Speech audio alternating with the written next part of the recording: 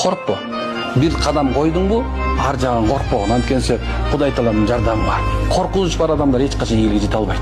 Сен адамдан да коркпо, жинден да коркпо, 3 тамга деп тергебейли коелучу. Коркпо, жашоодон коркпо. Жашоо өзү ушундай нерсе. Океандар толкун сыяктуу.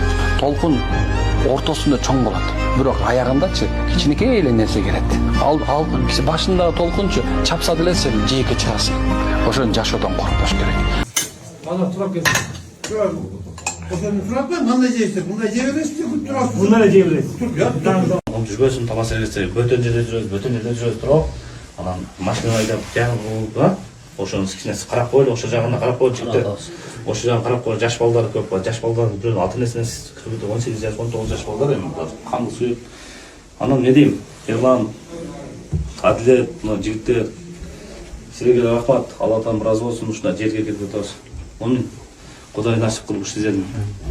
Nasip sizlerin uyuşturan şuna kolleksiyona rahmat, Көкбөрү Федерацияга rahmat, Улуттук борборго rahmat, ушундай кичине бизге да сан кошодо. Не дейбиз? Кызыбыздын Көкбөрү өнүгө берсин. Мына эки кызыбызга rahmat. Ушунчалык үйүн талаш, үйүн жанчы болот. Ушул эки кызыбыз дагы мына биздин Көкбөрү Федерациясынын Назик айымга rahmat. Кайсы жерде болбосун, кандай болбосун ушундай барып жүрөт, Баарыңарга рахмат, жигиттер.